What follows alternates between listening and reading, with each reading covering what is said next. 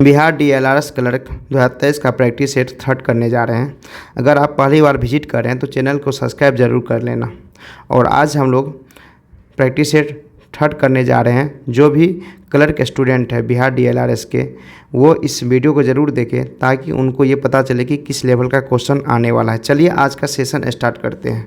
पहला क्वेश्चन क्या है, ब्राज़ील का सबसे बड़ा शहर कौन सा है? बताइए, ब्राज़ील का सबसे बड़ा शहर कौन सा है? मैं ऑप्शन बताऊंगा, आप लोग को 5 सेकंड टाइम रहेगा, आप लोग मुझे जवाब दीजिएगा।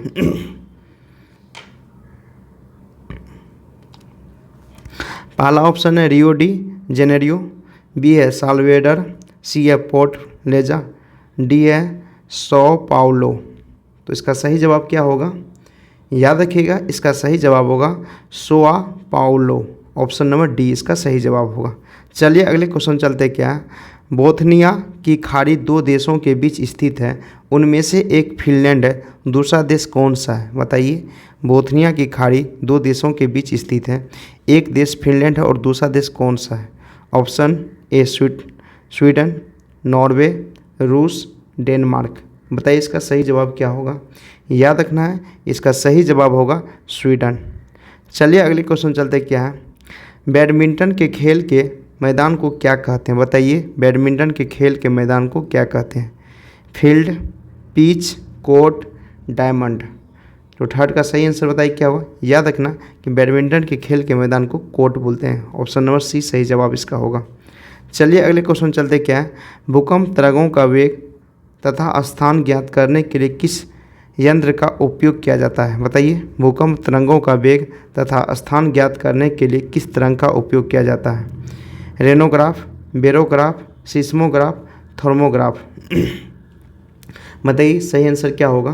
तो याद रखना, इसका सही जवाब होगा सिस्मोग्राफ का यूज़ करते हैं हम लोग भूकंप तरंगों के वेग को ज्ञात करने के लिए। ऑप्शन नंबर सी सही जवाब होगा। अगला क्वेश्चन चलिए। क्या है, भारत का पहला विश्व शांति केंद्र कहाँ स्थापित किया जाएगा? बताइए, भारत का पहला विश्व शांति केंद्र कहाँ स्थापित किया जाएगा? जोधपुर, राजगीर, मुंबई, गुरुग्राम। तो इसका सही जवाब बताइए क्या होगा? याद रखना कि भारत का पहला विश्व शांति केंद्र गुरुग्राम में स्थापित किया जाएगा। इसका सही जवाब क्या होगा? ऑप्शन नंबर डी होगा। अगला क्वेश्चन चलिए। क्या है, भारतीय संविधान नागरिकों को कितने प्रकार के मौलिक अधिकार प्रदान करता है? बताइए, भारतीय संविधान नागरिकों को कितने प्रकार के मौलिक अधिकार प्रदान करता है? 8, 7, 6, 5। तो सही जवाब क्या होगा इसका? ऑप्शन नंबर सी हो जाएगा 6। कितना करता है? 6 मौलिक अधिकार प्रदान करता है। अगला क्वेश्चन क्या है, किस भारतीय जलप्रपात में राजा रानी, रॉकेट और रोरर नामक 4 अलग अलग झरने हैं? बताइए, इसका सही जवाब क्या होगा? ऑप्शन ए है दूधसागर, अथिरा, पिल्ली, हिरनी, जोग। तो 7 का सही जवाब क्या होगा? याद रखिएगा, याद रखना है कौन सा जलप्रपात है? जोग जलप्रपात भारतीय जलप्रपात है जिसमें राजा रानी, रॉकेट और रोरर नामक 4 अलग अलग झरने हैं। चलिए अगले क्वेश्चन चलते। क्या है, पुरापाषाण काल में लोग कहाँ रहते थे? बताइए, पुरापाषाण काल में लोग कहाँ रहते थे? पहाड़ की कंधारियों में, मचानों पर, मिट्टी के घरों में, महलों में। बताइए, पुरापाषाण काल में लोग कहाँ रहते थे? तो याद रखना कि पहाड़ के कंदराओं में। ऑप्शन नंबर ए इसका सही जवाब होगा। अगला क्वेश्चन चलिए। क्या है, संसार में सबसे बड़ा डेल्टा बनाती है? बताइए, संसार में सबसे बड़ा डेल्टा कहाँ बनाती है? Yangtze, Volga, Ganga, Amazon. तो 9 का सही जवाब क्या होगा? याद रखना, सबसे बड़ा डेल्टा गंगा में बनाती है। तो याद होगा ऑप्शन नंबर सी इसका सही जवाब होगा। अगला क्वेश्चन क्या है, बैडमिंटन का नेट ज़मीन में कितनी ऊंचाई पर रहता है? बताइए कि बैडमिंटन का नेट ज़मीन से कितनी ऊंचाई पर रहता है? 1.6 मीटर, 1.55 मीटर, 1.01 मीटर, 1.73 मीटर। तो याद रखना इसका सही जवाब क्या होगा? आप लोग बताइए। याद रखना इसका सही जवाब होगा 1.55 मीटर जो होता है ना, मेरा बैडमिंटन का नेट ज़मीन से ऊंचाई पे रहता है। अगला क्वेश्चन क्या है, चलिए, निम्नलिखित कथनों में से कौन सा सही है? बताइए, निम्नलिखित कथनों में से कौन सा कथन मेरा सही है? ऑप्शन ए, भारतीय संविधान अध्यात्मक है। ऑप्शन बी, भारत एक नाम मात्र राजतंत्र है। ऑप्शन सी है, भारत एक कुली तंत्र है। ऑप्शन डी है, भारत एक संस्थात्मक प्रजातंत्र है। तो 11 का सही जवाब क्या होगा, याद रखिएगा। इसका सही जवाब होगा, कौन सा सही है, भारत एक संसदात्मक प्रजातंत्र है। तो ऑप्शन नंबर डी इसका सही जवाब हो जाएगा। अगला क्वेश्चन चलिए क्या है, मरे दार्जिलिंग नदी बेसिन निम्न में से किस देश में है, बताइए। मरे दार्जिलिंग नदी बेसिन निम्न में से किस देश में स्थित है। New Zealand, Kenya, Australia, Madagascar. तो 12 का आप लोग सही जवाब बताइए क्या होगा, याद रखना। कहाँ मरे दार्जिलिंग नदी बेसिन स्थित है, ऑस्ट्रेलिया में। ऑप्शन नंबर सी इसका सही जवाब होगा। चलिए अगले क्वेश्चन चलते क्या है, संविधान के किस अनुच्छेद में राज्यों द्वारा प्राथमिक शिक्षा मातृभाषा में दिए जाने का प्रावधान है, बताइए। संविधान के कौन सा ऐसा अनुच्छेद है जहां पर राज्यों के द्वारा प्राथमिक शिक्षा मातृभाषा में दिए जाने का प्रावधान है। 349, 350, 385, 351। तो याद रखना कि 351A अनुच्छेद जो है संविधान के अंतर्गत, जहाँ पे राज्यों द्वारा प्राथमिक शिक्षा मातृभाषा में दिए जाने का प्रावधान है। अगला क्वेश्चन चलिए क्या है, विश्व में सर्वप्रथम विधि संहिता बनाने वाला राजा था, बताइए। विश्व में सर्वप्रथम विधि संहिता बनाने वाला राजा था, कौन सा ऐसा राजा था। क्या, हम्मुराबी, सिकंदर, नेपोलियन, जूलियस। याद रखिएगा 14 का सही जवाब होगा हम्मुराबी। कौन था, हम्मुराबी था। नेक्स्ट क्वेश्चन क्या है, निम्नलिखित में से कौन से राष्ट्रपति लगातार 2 कार्यकाल के दौरान राष्ट्रपति पद पर बने रहे, बताइए। इनमें से कौन से राष्ट्रपति थे जिन्होंने 2 कार्यकाल के दौरान राष्ट्रपति पद पर बने रहे। Doctor AS Radhakrishnan, doctor Zakir Hussain, doctor Rajendra Prasad, BB Giri. तो याद रखिए 15 का सही जवाब क्या होगा, डॉक्टर राजेंद्र प्रसाद, जिन्होंने 2 बार लगातार राष्ट्रपति बने थे। अगला क्वेश्चन क्या है, गुलाबों की लड़ाई हुई थी, बताइए। गुलाबों की लड़ाई कहाँ हुई थी, हॉलैंड में, पोलैंड में, इंग्लैंड में और फ्रांस में, बताइए। 16 का सही जवाब क्या होगा, याद रखना कि गुलाबों की लड़ाई कहाँ हुई थी, इंग्लैंड में हुई थी। इसका सही जवाब होगा ऑप्शन नंबर सी। अगला क्वेश्चन क्या है, बुकर सम्मान से सम्मानित प्रथम भारतीय महिला कौन है, बताइए। बुकर सम्मान से सम्मानित प्रथम भारतीय महिला कौन है। अरुंधति राय, किरण बेदी, प्रियंका गांधी, मेधा पाटेकर। तो 17 का सही जवाब क्या होगा, याद रखना ऑप्शन नंबर ए इसका सही जवाब होगा, अरुंधति राय, जिन्होंने बुकर सम्मान पुरस्कार से सम्मानित हुई पहली बार भारतीय महिला। अगला क्वेश्चन क्या है, विश्व स्वास्थ्य संगठन जिसको WHO बोलते हैं का मुख्यालय कहाँ स्थित है, बताइए। WHO का मुख्यालय कहाँ पे स्थित है, अमेरिका में, न्यूयॉर्क में, इटली में, जेनेवा में, बताइए। इससे पहले भी मैं आप लोगों को टेस्ट में बताया था कि WHO का मुख्यालय कहाँ पे है। तो याद रखिएगा कहाँ पे है, जेनेवा में स्थित है। ऑप्शन नंबर डी इसका सही जवाब हो जाएगा। दिल्ली समझौता के दौरान ब्रिटिश भारत का वायसराय कौन था, बताइए। दिल्ली समझौता के दौरान ब्रिटिश भारत का वायसराय कौन था।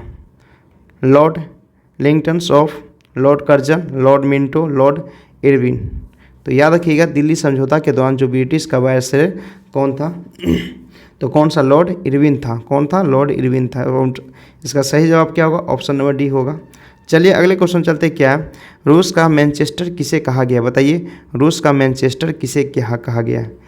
Moscow, Leningrad, Novosibirsk, Ivanovo. बताइए इसका सही जवाब क्या होगा 20 का। तो याद रखिएगा इसका सही जवाब होगा इवानोवो। ऑप्शन नंबर डी इसका सही जवाब होगा। नेक्स्ट क्या है, मानचित्र में नीले रंग का प्रयोग किसके प्रदर्शन में होता है, बताइए। मानचित्र में नीले रंग का प्रयोग किसके प्रदर्शन में होता है। पहाड़, रेलमार्ग, नदी, मैदानी क्षेत्र। तो इसका सही जवाब क्या होगा, याद रखना ऑप्शन नंबर इसका सी सही जवाब होगा, नदी। चलिए अगले क्वेश्चन चलते क्या है, निम्नलिखित अभिलेखों में से किसमें कालिदास का नाम मिलता है, बताइए। इनमें से कौन सा अभिलेख है जिसमें कालिदास का नाम मिलता है। पिलर इंस्क्रिप्शन, गुप्त संबंध 61, केव अभिलेख, उदयगिरी के अभिलेख, और क्या है, सांची का अभिलेख और एहोल अभिलेख। बताइए मथुरा का पिलर इंस्क्रिप्शन गुप्त या उदयगिरी गुप्ता या सांची का अभिलेख या एहोल अभिलेख। तो याद रखिएगा कालिदास का जो अभिलेख था कौन सा था, तो याद रखिएगा आप लोग एहोल का अभिलेख था। कालिदास का जो अभिलेख था कौन था, एहोल का अभिलेख, जिसमें कालिदास का नाम मिलता है उसमें। अगला क्वेश्चन क्या है, वाकर कप का संबंध किस खेल से संबंधित है? बताइए, वाकर कप का संबंध किस खेल से संबंधित है? Golf, hockey, billiards, basketball. बताइए कौन सा है 23 का? याद रखना गोल्फ। वाकर कप किससे संबंधित है? गोल्फ से संबंधित है। अगला क्वेश्चन क्या है, हर्षवर्धन पुत्र था। बताइए, हर्षवर्धन किसका पुत्र था? राज्यवर्धन का, नरवर्धन का, आदित्यवर्धन का और प्रभाकर वर्धन का। तो बताइए 24 का सही जवाब क्या होगा? हर्षवर्धन किसका पुत्र था? याद रखना है किसका पुत्र था? प्रभाकर वर्धन का पुत्र था हर्षवर्धन। नेक्स्ट क्वेश्चन क्या है, भारत में बेरोजगारी का प्रमुख कारण क्या है? बताइए, भारत में बेरोजगारी का प्रमुख कारण क्या है? प्रति व्यक्ति निम्न आय, जनसंख्या में तीव्र वृद्धि, कृषि पर कम जनभार। इनमें से कोई नहीं। बताइए 25 का सही जवाब क्या होगा? याद रखना कि भारत में बेरोजगारी का प्रमुख कारण जनसंख्या में तीव्र वृद्धि। ऑप्शन नंबर बी इसका सही जवाब होगा। अगला क्वेश्चन चलिए क्या है, सांकेतिक मुद्रा व्यवस्था टोकन करेंसी किसने लागू की? बताइए, टोकन करेंसी किसके द्वारा लागू किया गया? मोहम्मद अली, मोहम्मद फिरोज, मोहम्मद अब्बास, मोहम्मद बिन तुगलक। तो याद रखिएगा टोकन करेंसी मोहम्मद बिन तुगलक के द्वारा लागू किया गया था। इसका सही जवाब क्या होगा? ऑप्शन नंबर डी हो जाएगा। अगला क्वेश्चन क्या है, बाजार नियंत्रण नीति पहली बार किसने अपनाई? बताइए, बाजार नियंत्रण नीति पहली बार किसने अपनाई? जियाउद्दीन बर्नी, फिरोज तुगलक, अलाउद्दीन खिलजी, बलबन। 27 का सही जवाब बताइए क्या होगा? याद रखना अलाउद्दीन खिलजी के द्वारा बाजार नियंत्रण नीति पहली बार अपनाया गया था। नेक्स्ट क्वेश्चन क्या है, निम्नलिखित में से कौन सा क्षेत्र टोडा जनजाति का मूल निवासी स्थान है? बताइए, इनमें से कौन सा ऐसा क्षेत्र है जहाँ पे टोडा जनजाति सबसे ज़्यादा पाया जाता है? खासी पहाड़ियाँ, कुमाऊँ पहाड़ियाँ, गढ़वाल पहाड़ियाँ, नीलगिरी पहाड़ियाँ।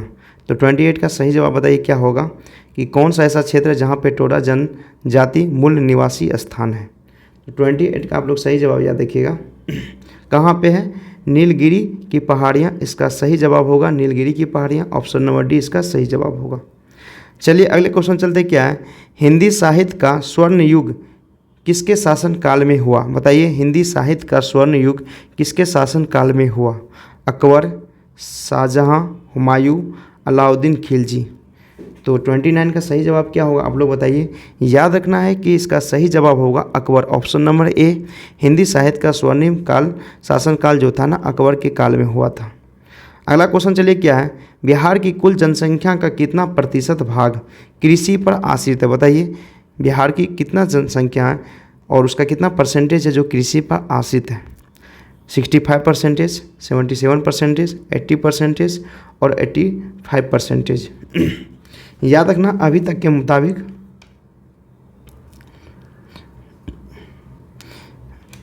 मुताबिक कितना है? तो कितना है आप लोगों को? 77% जो है ना बिहार का जो कुल जनसंख्या है ना वो कृषि पे आश्रित है। अगला क्वेश्चन चलिए क्या है, राष्ट्रीय श्रम आयोग के अनुसार कृषि श्रमिक कितने प्रकार के होते हैं? बताइए, राष्ट्रीय श्रम आयोग के अनुसार कृषि श्रमिक कितने प्रकार के होते हैं? 2, 3, 4 और 5। याद रखना कि 2 प्रकार के कृषि श्रमिक होते हैं। नेक्स्ट क्वेश्चन क्या है, अंग्रेजी ईस्ट इंडिया कंपनी को भारत में व्यापार करने का चार्टर किसने प्रदान किया? बताइए, किसके द्वारा अंग्रेजी ईस्ट इंडिया कंपनी को भारत में व्यापार करने का चार्टर प्रदान किया गया? महारानी विक्टोरिया, महारानी एलिजाबेथ प्रथम, महारानी एलिजाबेथ द्वितीय, महारानी एनी। तो याद रखना कि महारानी एलिजाबेथ प्रथम के द्वारा अंग्रेजी ईस्ट इंडिया कंपनी को भारत में व्यापार करने का चार्टर प्रदान किया।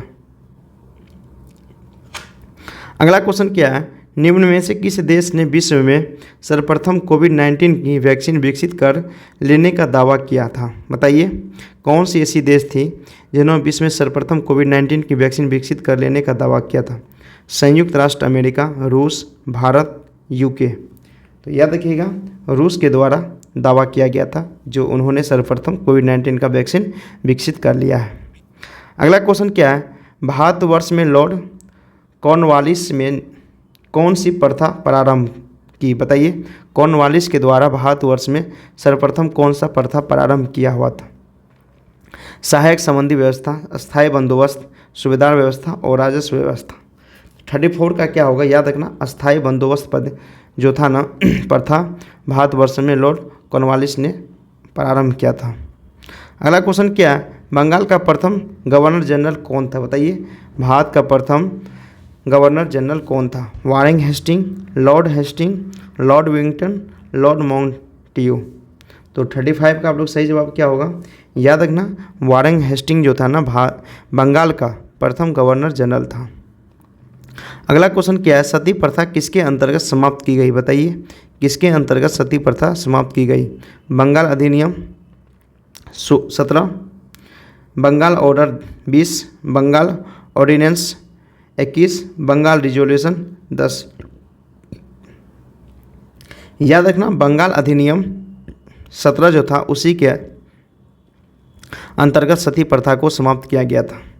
अगला क्वेश्चन क्या है, उत्तराखंड के 12वें मुख्यमंत्री कौन बने, बताइए। अभी 2022 में उत्तराखंड के 12वें मुख्यमंत्री कौन बने? हरीश रावत, तीरथ सिंह रावत, पुष्कर सिंह धामी, त्रिवेंद्र सिंह रावत। तो याद रखना कि पुष्कर सिंह धामी उत्तराखंड के 12वें मुख्यमंत्री बने। अगला क्वेश्चन क्या है, निम्न में से कौन संविधान उत्तर संस्था है, बताइए। कौन सा संविधान उत्तर संस्था है? संघ लोक सेवा आयोग, वित्त आयोग, नीति आयोग और चुनाव आयोग। तो याद रखिएगा 38 का सही जवाब होगा option number C, NITI Aayog.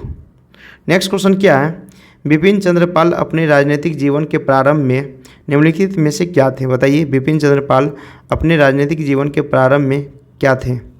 उदारवादी, उग्रवादी, क्रांतिकारी, शासकीय सेवक।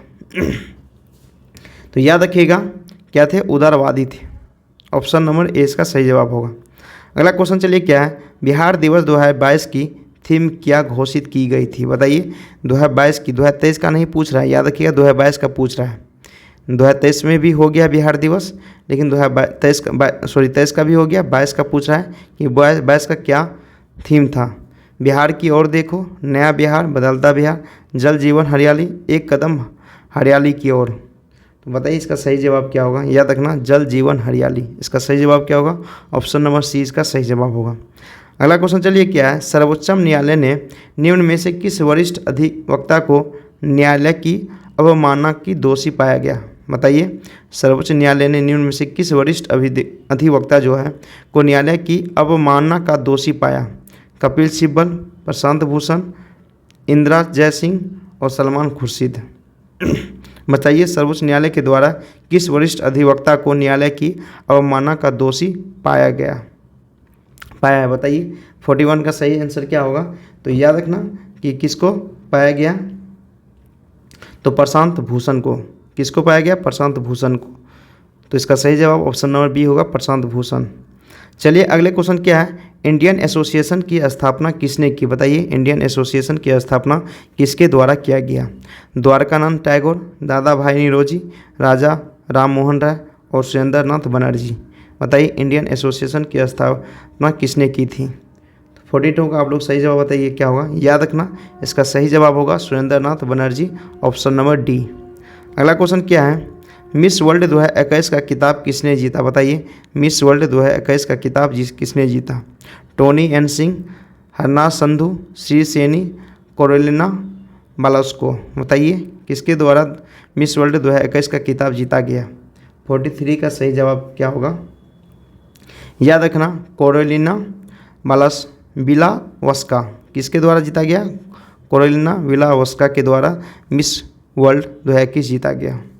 अगला क्वेश्चन क्या है, मध्यकालीन भारत में खराज किससे संबंधित था, बताइए। मध्यकालीन भारत में खराज किससे संबंधित? व्यापार कर, धार्मिक कर, युद्ध से अर्जित सामग्री, भू राजस्व।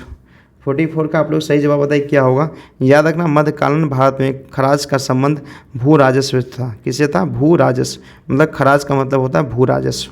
अगला क्वेश्चन चलिए क्या है, एतमाद उद दौला का मकबरा किससे संबंधित है, बताइए। एतमाद उद दौला का मकबरा किससे संबंधित है? बैरम खान, शाहजहां, हुमायूं, जहांगीर। 45 का आप लोग बताइए क्या होगा, याद रखना एतमाद उद दौला का मकबरा किससे संबंधित है? जहांगीर से। इसका सही जवाब होगा जहांगीर, ऑप्शन नंबर डी। क्या है, द एंड गेम उपन्यास के लेखक कौन है, बताइए। द एंड गेम उपन्यास के लेखक कौन है? अमीश त्रिपाठी, मेरी Jordan, Sunil Mishra, S Hussain JD, बताइए किन्होंने उपन्यास द एंड गेम लिखा है? बताइए इसका कौन सा लेखक है 46 का? याद रखना एस हुसैन जेदी के द्वारा द एंड गेम उपन्यास लिखा गया है। चलिए अगला क्वेश्चन चलते क्या है। भारत के महान ज्योतिष आचार्य भट्टाचार्य का बिहार के किस नगर से गहरा संबंध है? बताइए ज्योतिष आचार्य आर्यभट्ट का बिहार के किस नगर से गहरा संबंध है? वैशाली, पाटलिपुत्र, ओदंतपुरी, नालंदा। बताइए 47 का क्या आंसर होगा? ज्योति आचार्य आर्यभट्ट का संबंध किस नगर से गहरा संबंध था? बताइए कौन सा ऐसा नगर था जहाँ पे उसका सबसे ज़्यादा गहरा संबंध था ज्योति आचार्य आर्यभट्ट का? बताइए क्या होगा? जैसे वैशाली, पाटलिपुत्र, ओदंतपुरी और नालंदा। 47 का सही बताइए। याद रखना कि इसका सबसे ज़्यादा गहरा संबंध पाटलिपुत्र से था। ऑप्शन नंबर 20 का सही जवाब होगा। चलिए अगले क्वेश्चन चलते क्या है। अल्पसंख्यक अधिकार दिवस किस तिथि को मनाया जाता है? बताइए अल्पसंख्यक जो होता है ना अधिकार दिवस किस तिथि को मनाया जाता है? 20 दिसंबर, 22 दिसंबर, 18 दिसंबर और 31 अक्टूबर। बताइए अल्पसंख्यक अधिकार दिवस किस तिथि को मनाया जाता है? याद रखना है कि 18 दिवस को मनाया जाता है। इसका सही जवाब होगा ऑप्शन नंबर सी 18 दिसंबर। चलिए अगले क्वेश्चन चलते क्या है। पुलित्जर पुरस्कार 2021 किस भारतीय मूल की महिला को दिया गया? बताइए पुलित्जर पुरस्कार 2021 किस भारतीय मूल की महिला को दिया गया? मेघना पंत, अंकिता सिंह, मेघराज गोपालन, सृष्टि गोस्वामी। बताइए पुलित्जर पुरस्कार 2021 किस भारतीय मूल की महिला को दिया गया? तो 49 का सही जवाब बताइए क्या होगा? याद रखना मेघा राज गोपालन को दिया गया है। चलिए नेक्स्ट क्वेश्चन क्या है।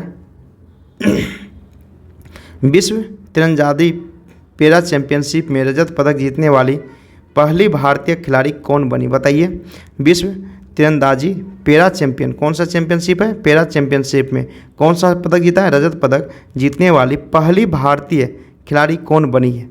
लक्ष्मी रानी मांझी, पूजा जातियान, बोम्बायला देवी, दीपिका कुमारी। बताइए 40 का इसका सही जवाब क्या होगा? आप लोग याद रखिएगा इसमें क्या बोला है? विश्व तीरंदाजी पैरा चैंपियन, जो पैरा में चैंपियनशिप विश्व तीरंदाजी जीता है और कौन सा पदक जीता है? रजत पदक। तो किसके द्वारा जीता गया? तो याद रखिएगा एक महिला खिलाड़ी है जो पूजा जातयान है, उन्होंने जीता है पहली बार। पहली महिला खिलाड़ी है जिन्होंने ये पैरा चैंपियनशिप विश्व तीरंदाजी जीता है। तो आप लोग को टोटल 50 क्वेश्चन बता रहा हूँ। जितना भी क्वेश्चन है मैं आप लोग को जीके जनरल नॉलेज क्वेश्चन बता रहा हूँ। और टोटल क्या होगा आप लोग को बिहार क्लर्क में आप लोग को 150 क्वेश्चन पूछा जाएगा, जिसमें आप लोग को 50 जीके का रहेगा और उसमें कुछ करंट अफेयर भी रहेगा। और जीएस यहाँ लिखा हुआ जितना भी सिलेबस है वहाँ कहीं जीएस जनरल साइंस है नहीं, तो जनरल साइंस पूछा नहीं जाएगा। और उसके साथ साथ आप लोग को बिहार स्पेशल से भी क्वेश्चन रहेगा। और उसका बाद मैथ 50 रहेगा और रीजनिंग 50 रहेगा। तो मैथ और रीजनिंग आप लोग क्या कीजिए, एक स्टैंडर्ड बुक लेकर के आप लोग प्रैक्टिस कीजिए, तो आप लोग को आसान हो जाएगा। और मैं आप लोग को मतलब अल्टरनेट एक दिन छोड़ एक दिन आप लोग को प्रैक्टिस सेट देता रहूँगा। तो कुछ प्रॉब्लम कारण हो सकता है डेली प्रैक्टिस सेट ना दे, तो अल्टरनेट आप लोग को प्रैक्टिस सेट बिहार जितना भी क्लर्क स्टूडेंट है, तो प्लीज़ अगर जितना भी स्टूडेंट मुझे सपोर्ट जरूर कीजिए। तो मैं आप लोग को इसी टाइप का वीडियो हमेशा लाता रहूँगा। Thank you guys for watching this video.